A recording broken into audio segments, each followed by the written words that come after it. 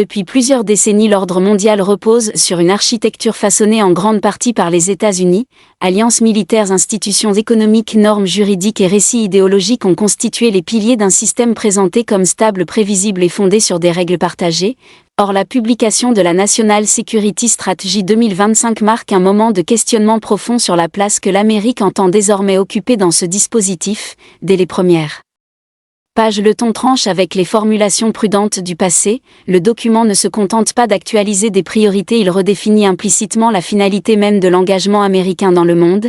L'idée centrale qui traverse la NSS 2025 est celle d'un monde entré dans une phase de compétition structurelle durable où les convergences d'intérêts sont rares et fragiles. Cette lecture conduit à une remise en cause partielle mais significative de l'ordre multilatéral tel qu'il a été conçu. Après la Seconde Guerre mondiale, l'Amérique n'y apparaît plus comme l'architecte et le garant d'un système universel mais comme un acteur parmi d'autres cherchant à préserver ses avantages relatifs dans un environnement hostile. La NSS 2025 insiste sur la notion de souveraineté stratégique, un concept qui dépasse la simple indépendance nationale pour englober la capacité à décider seul, à produire seul et à contraindre seul si nécessaire. Cette insistance reflète une défiance accrue envers les mécanismes collectifs jugés trop lents, trop contraignants ou trop vulnérables à l'influence d'acteurs rivaux. Les institutions internationales sont encore mentionnées mais leur rôle est redéfini. Elles ne sont plus des fins en soi mais des outils conditionnels dont la légitimité dépend de leur alignement avec les intérêts américains. Ce glissement conceptuel est fondamental car il affaiblit l'idée d'un ordre fondé sur des règles supérieures aux États et renforce une logique de rapport de force assumée. La NSS 2025 identifie clairement la Chine comme le principal défi systémique, non seulement sur le plan militaire mais surtout sur le plan technologique, économique et normatif. Cette désignation structure l'ensemble du document et justifie une stratégie d'endiguement élargie qui dépasse largement le cadre asiatique. L'ordre mondial est ainsi perçu comme un champ de bataille diffus où chaque standard, chaque chaîne d'approvisionnement, chaque infrastructure devient un enjeu de sécurité nationale. Cette vision totalisante de la compétition remet en cause la séparation traditionnelle entre sécurité et économie. La NSS 2025 assume pleinement l'usage des outils économiques comme armes stratégiques. Sanctions, contrôle des investissements, restrictions technologiques sont intégrés au cœur de la doctrine. Ce choix modifie profondément la nature de l'ordre mondial car il transforme l'interdépendance autrefois présentée comme un facteur de paix en un instrument de coercition. Les alliés eux-mêmes sont pris dans cette dynamique. La NSS 2025 réaffirme l'importance des alliances mais les redéfinit sur une base fonctionnelle et conditionnelle. La solidarité n'est plus présentée comme automatique mais comme le résultat d'intérêts convergents et de contributions mesurables. Cette approche transactionnelle fragilise le principe de sécurité collective en introduisant une incertitude sur la permanence des engagements. L'OTAN par exemple est soutenue mais sommée de se transformer en une alliance plus autonome, plus robuste et moins dépendante du leadership américain. Ce message ambigu est interprété par certains alliés comme une incitation à l'émancipation stratégique et par d'autres comme un avertissement sur la fiabilité future des garanties américaines.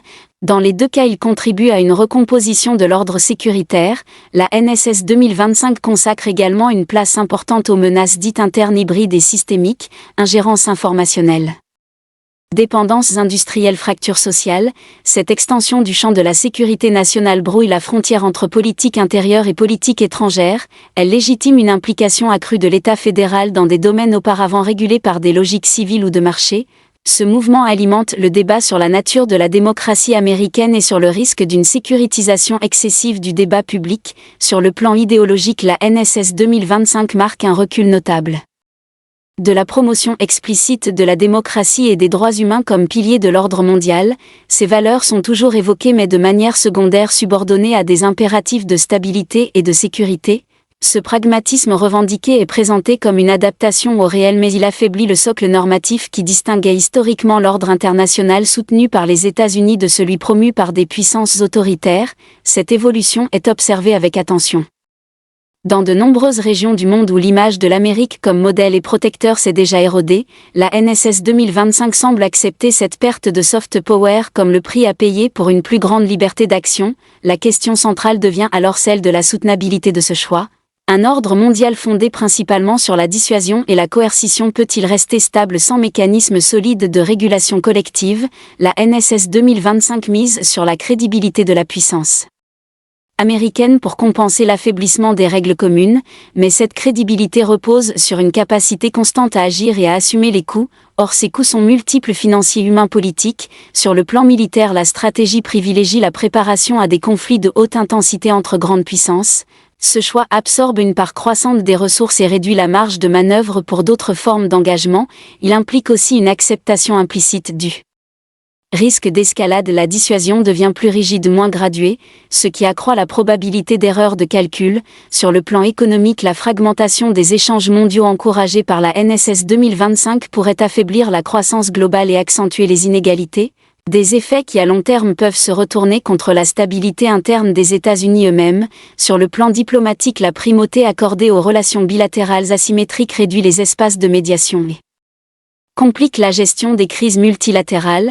La NSS 2025 semble considérer ces risques comme acceptables au regard de la menace perçue. Elle repose sur l'idée que l'ordre mondial précédent est déjà en déclin et qu'il vaut mieux s'adapter à un monde fragmenté que tenter de préserver un système jugé obsolète. Cette posture soulève une interrogation fondamentale. L'Amérique remet-elle en question l'ordre mondial ou reconnaît-elle simplement sa transformation irréversible?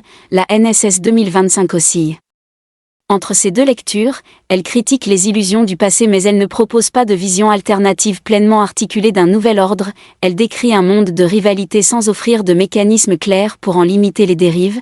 Ce silence relatif peut être interprété comme une stratégie délibérée de flexibilité maximale, mais aussi comme un aveu d'incertitude. En ce sens, la NSS 2025 est moins un plan directeur qu'un document de transition. Elle entérine la fin d'une ère sans définir clairement la suivante. Ce flou stratégique est à la fois une force et une faiblesse. Il permet à l'Amérique d'ajuster sa posture au fil des évolutions, mais il laisse ses partenaires et ses adversaires dans un état d'anticipation anxieuse. L'ordre mondial repose autant sur les perceptions que sur les capacités matérielles, et en brouillant ses intentions normatives, l'Amérique contribue à une instabilité cognitive où chacun se prépare au pire scénario. La NSS 2025 révèle ainsi une Amérique en tension entre deux identités, celle de la puissance structurante qui a longtemps porté un projet global et celle de l'État-nation confronté à ses limites et soucieux de préserver son avantage. Cette tension traverse l'ensemble du document et explique ses ambiguïtés. Elle reflète un débat plus large au sein de la société américaine sur le coût du leadership et sur la pertinence de l'engagement international.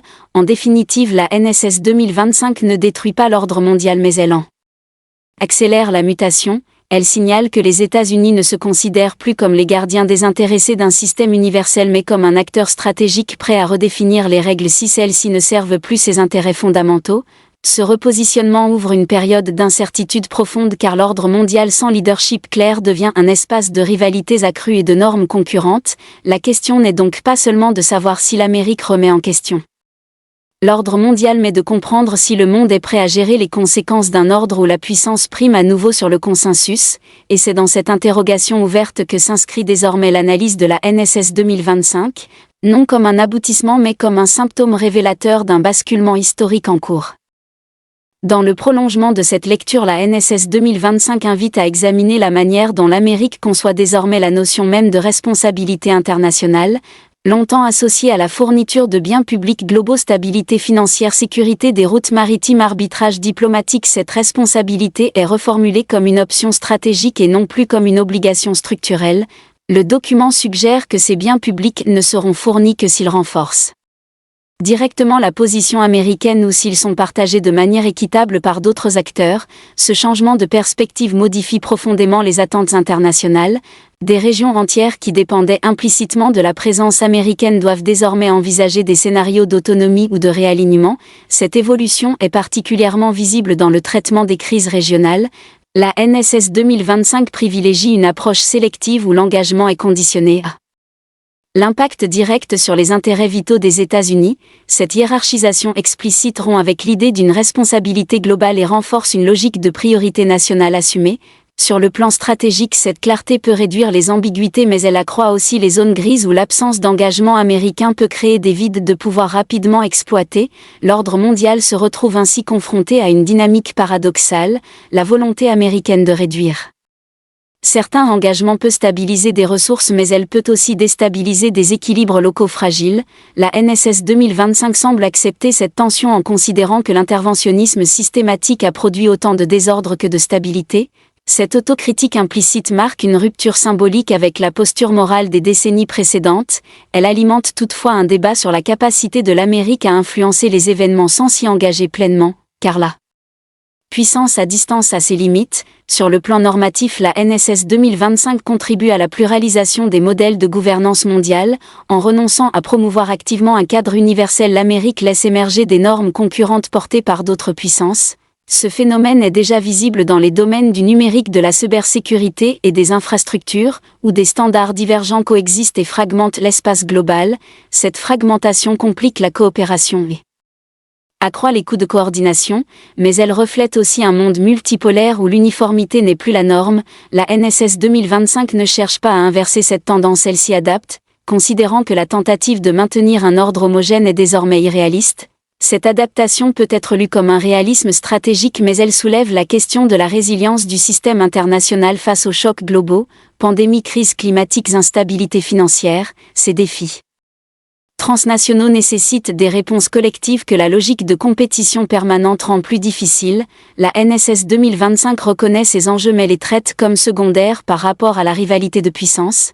Ce choix de priorisation révèle une vision du risque où les menaces immédiates et intentionnelles priment sur les risques diffus et systémiques. Cette hiérarchie influence la manière dont les ressources sont allouées et dont les alliances sont mobilisées. Elle peut renforcer la préparation face à des adversaires identifiés, mais elle peut aussi affaiblir la capacité de réponse face à des crises non intentionnelles. L'ordre mondial qui émerge de cette approche est moins normatif, plus transactionnel et plus instable. Il repose sur des équilibres temporaires plutôt que sur des règles durables. Dans ce contexte, la crédibilité américaine devient un facteur clé mais aussi une source de vulnérabilité, car toute incohérence entre discours et action est immédiatement exploitée par des acteurs rivaux. La NSS 2025 mise sur une démonstration constante de détermination, mais cette posture exige une discipline stratégique élevée et une cohésion politique interne difficile à maintenir sur le long terme. Les divisions internes américaines deviennent ainsi un élément central de l'équation internationale, car elles influencent la perception externe de la fiabilité américaine. L'ordre mondial n'est pas seulement façonné par des documents stratégiques mais par la capacité des États à maintenir une trajectoire cohérente dans le temps. La NSS 2025 apparaît alors comme un pari, celui que l'Amérique peut redéfinir les règles sans provoquer une instabilité incontrôlable. Ce pari repose sur l'hypothèse que les autres acteurs s'adapteront sans chercher à renverser l'ensemble du système, une hypothèse incertaine dans un monde marqué par la méfiance et la compétition. En définitive, la NSS 2025 ne signe pas la fin de l'ordre mondial mais elle en accélère la recomposition. Elle acte que l'ère d'un ordre largement façonné par une seule puissance est révolue et que l'avenir sera fait d'ajustements permanents. La question qui demeure est celle de la capacité collective à gérer cette transition sans basculer dans une conflictualité ouverte. Et c'est dans cet espace de tension entre adaptation et rupture que se joue désormais l'avenir du système international tel qu'il se dessine à la lumière de la NSS 2025. Cette dynamique de recomposition soulignée par la NSS 2025 invite aussi à analyser la manière dont l'Amérique redéfinit la notion de leadership, longtemps associée à l'idée d'exemplarité et de capacité à fédérer. Elle est désormais conçue comme une aptitude à imposer des cadres et à contraindre des comportements.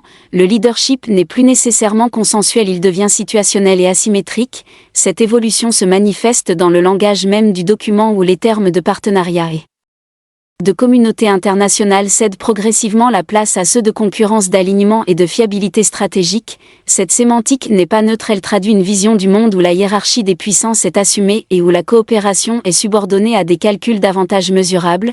Dans ce cadre, l'ordre mondial n'est plus un espace à organiser collectivement mais un environnement à naviguer avec prudence et fermeté. La NSS 2025 présente l'Amérique comme une puissance qui accepte désormais l'idée de limite mais refuse celle du déclin.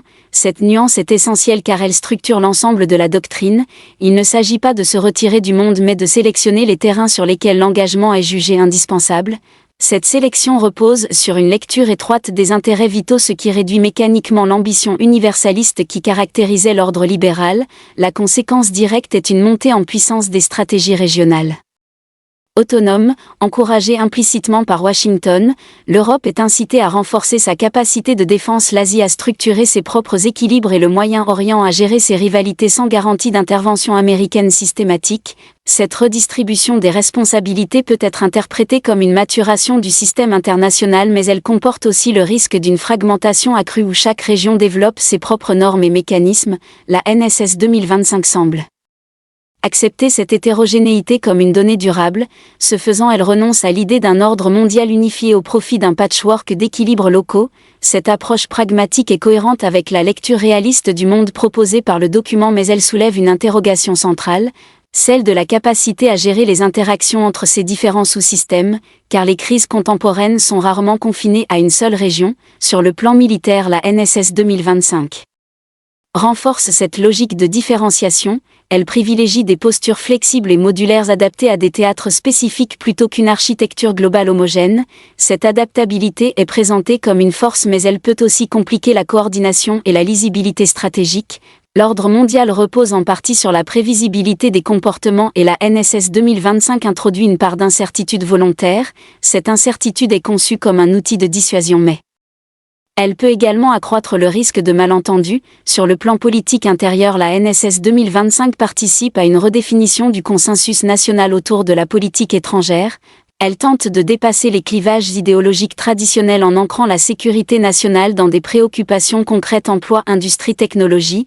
Cette stratégie vise à renforcer l'adhésion domestique, mais elle instrumentalise aussi la politique étrangère à des fins de légitimation interne. Ce mélange des registres peut renforcer la cohérence à court terme, mais il fragilise la stabilité à long terme en rendant la doctrine dépendante des cycles politiques. L'ordre mondial façonné par l'Amérique a longtemps reposé sur une relative continuité malgré les alternances.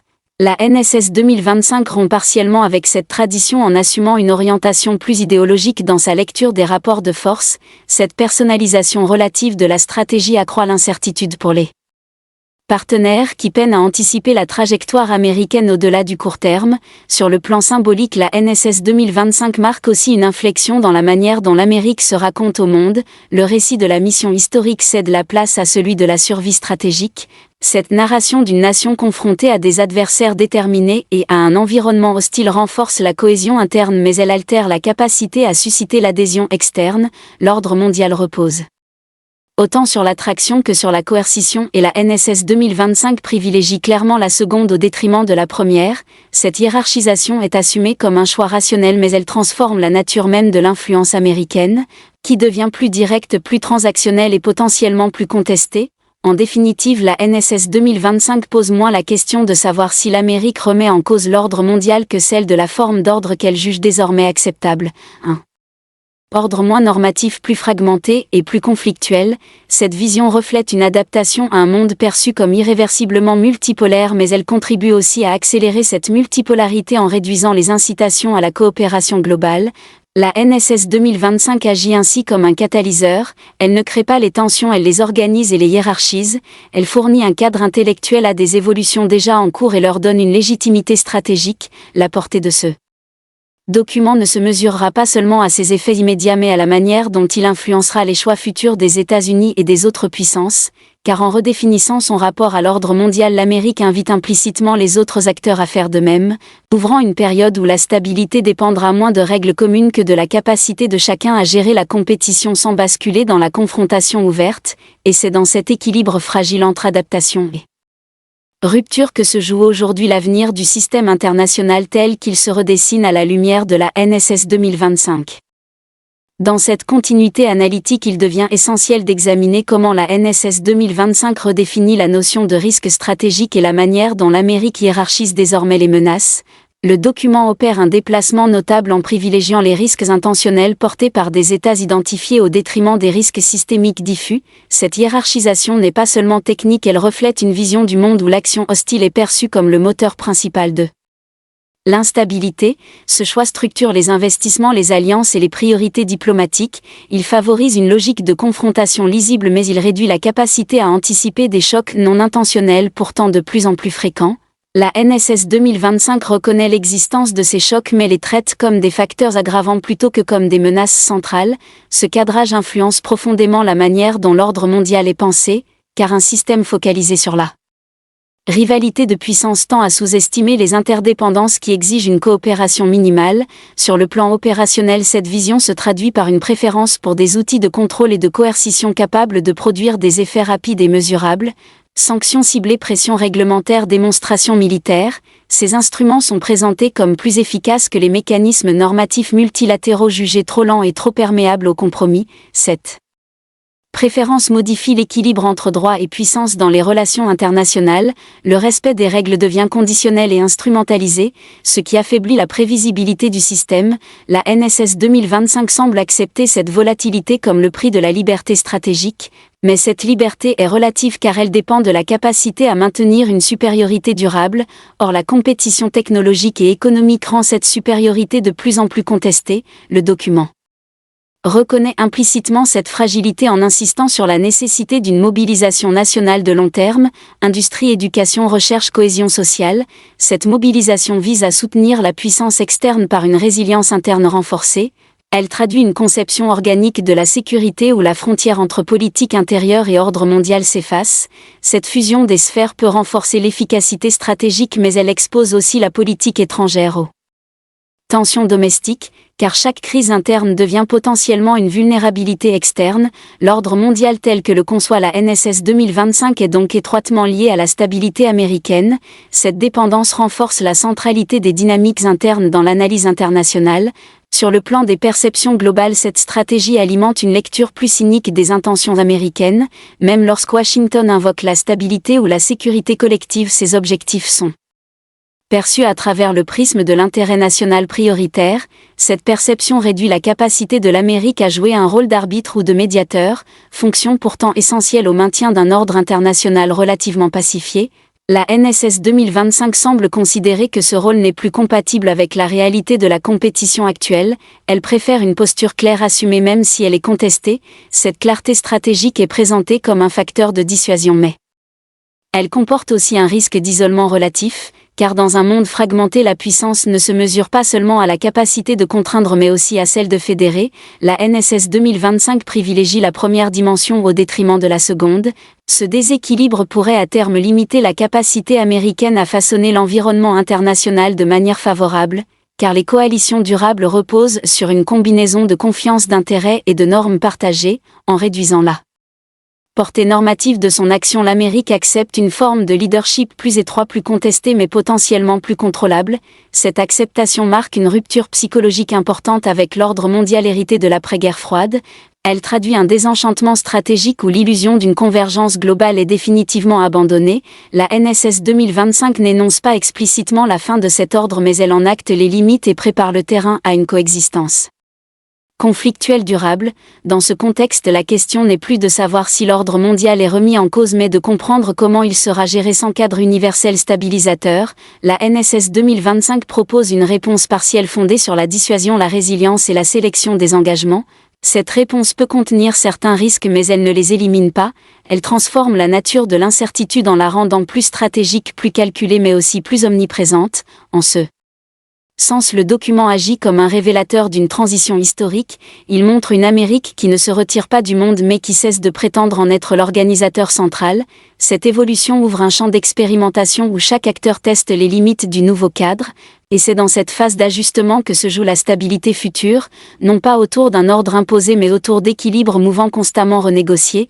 La NSS 2025 ne clôt pas le débat, elle l'installe durablement, en posant une question simple mais lourde de conséquences: jusqu'où une puissance peut-elle redéfinir l'ordre sans provoquer le désordre qu'elle cherche à éviter ?